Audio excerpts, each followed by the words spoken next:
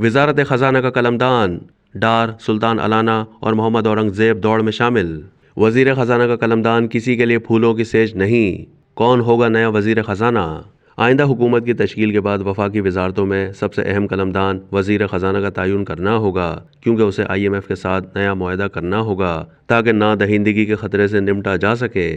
آئندہ وزیر خزانہ کا قلمدان کسی کے لیے پھولوں کی سیج نہیں ہوگی، کیونکہ اسے نہ صرف IMF کے ساتھ موجودہ پروگرام مکمل کرنا ہوگا بلکہ IMF کے ساتھ نئے معاہدے کے لیے مذاکرات بھی کرنا ہوں گے۔ اور تیسرا اہم چیلنج IMF کی عائد کردہ شرائط کے اندر رہتے ہوئے 2024 سے 2025 کا بجٹ پیش کرنا اور اس کی منظوری حاصل کرنا ہے۔ اگر نون لیگ اپنے اتحادیوں کے ساتھ مرکز میں حکومت بنا لیتی ہے تو اسحاق ڈار ہی اس پورٹ فولیو کے لیے اس کے اعلیٰ ترین امیدوار ہوں گے، لیکن اس مرتبہ انہیں وزارت خزانہ کے قلمدان کے ساتھ ساتھ چیئرمین سینٹ کے منصب میں سے انتخاب بھی کرنا ہے۔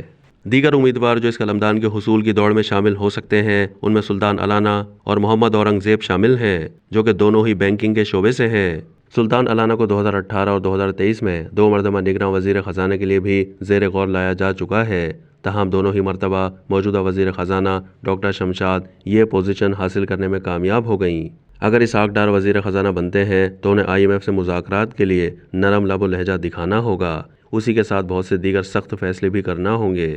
دوسری بات یہ ہے کہ اسحاق ڈار کو پالیسی سازی کے عمل میں SIFC کا بڑا ہوا کردار قبول کرنا ہوگا۔ بالفرض اگر اسحاق ڈار نئے وزیر خزانہ کے لیے چوائس بن جاتے ہیں تو وہ مشیر خزانہ کے لیے طارق باجوہ کا انتخاب کریں گے۔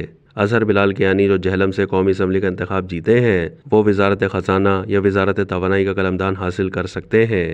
فی الوقت سلطان علی علانہ HBL بورڈ آف ڈائریکٹرز کے چیئرمین ہیں اور اس عہدے پر وہ بینک کی نجکاری کے بعد فروری 2004 سے ہیں۔